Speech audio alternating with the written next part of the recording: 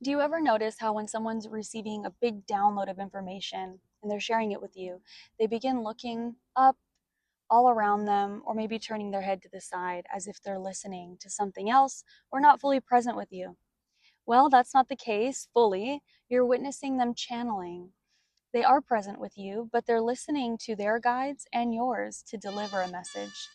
Yeah, that's how it works with many of us as channels. We are seen as not necessarily looking like if you watch cameras and video and that, you'll see us looking at the camera when we're not really, we're like delivering the message, but then when we're getting the information, when we're having the side conversations, like for myself, I have side conversations with many groups of beings. You'll see me looking all over the place. And it's why a lot of times when I'm on videos or in an event, I can't look directly at people because I have to focus on the energy that's coming in from various places.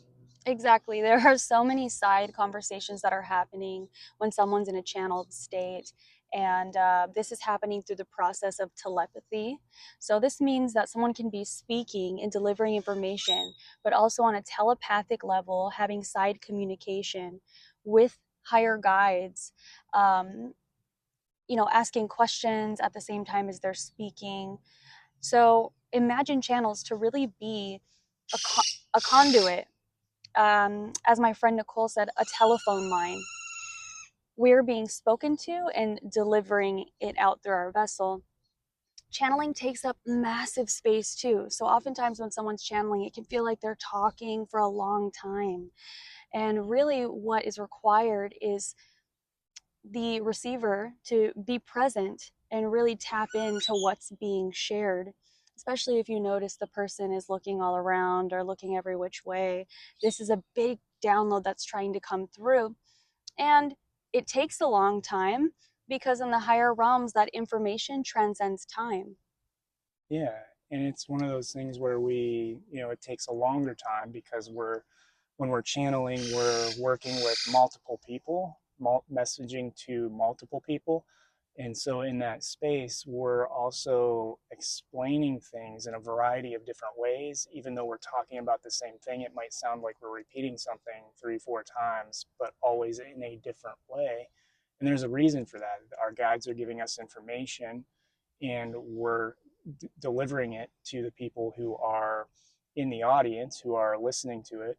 But what resonates for one person, that message might not resonate the same unless it's delivered a little bit differently. So we channel the same message in various ways, which makes it seem like we're talking on and on when it's really just trying to hit all those uh, points of resonance with different people. Exactly. I love that you touched on that because it's so true. Sometimes I'll be saying something and it will come out in like five different ways and forms. And that's because one guide's saying, say it like this. Now say it like this.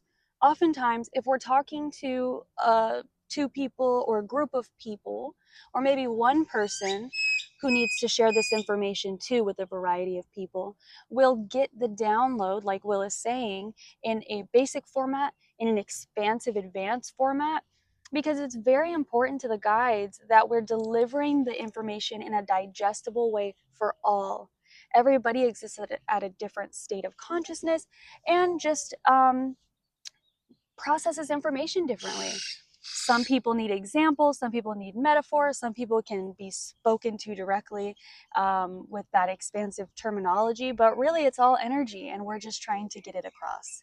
Yeah, and it's kind of like what they're telling me is learning the ways in which we learn. Some people Yeah. learn through visual means. Some people learn through audio. Some people learn through doing. I'm more of a doer. Like when it comes to hearing things, it just in one ear out the other. Uh, People have different forms of learning, and it's the same with channeling. When we're tapping into messaging, we're delivering in a variety of ways to hit the different examples that people learn through that energetic transmission, that space of energetic transmission. Mm-hmm.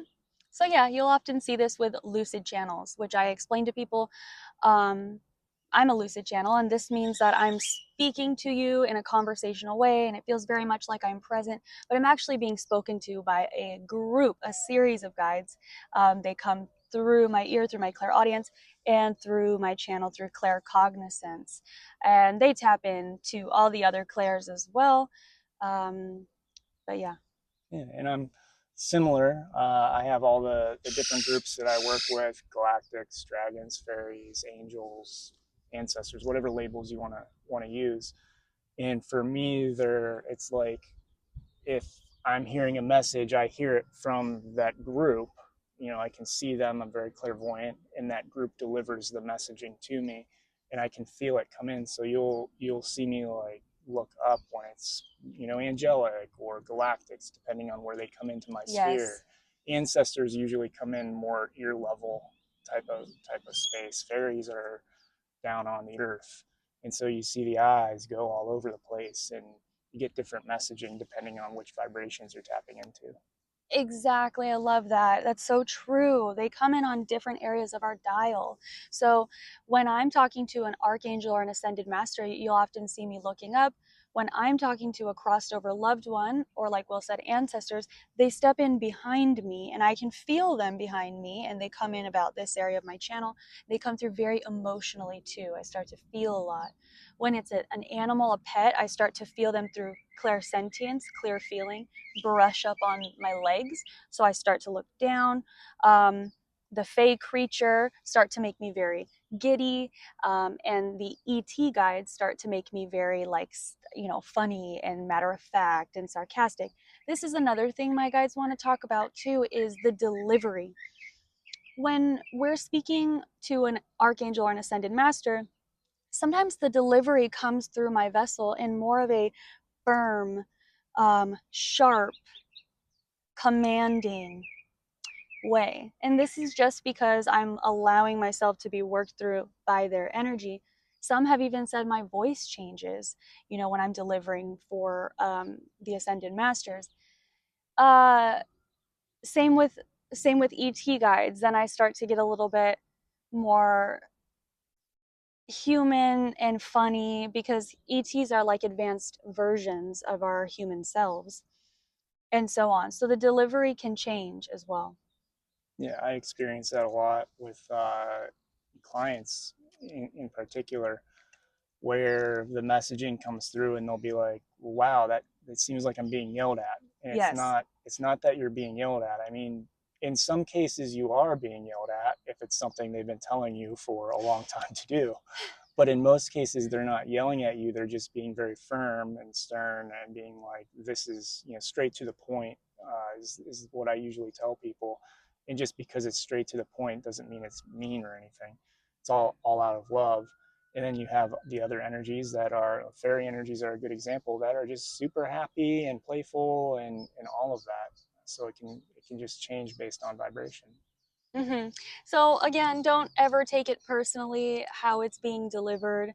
We try really hard to remove self, and the messages apply to us too. This is something our friend Nicole just reminded me too in one of her sessions, that we're also receiving the messages that we're delivering.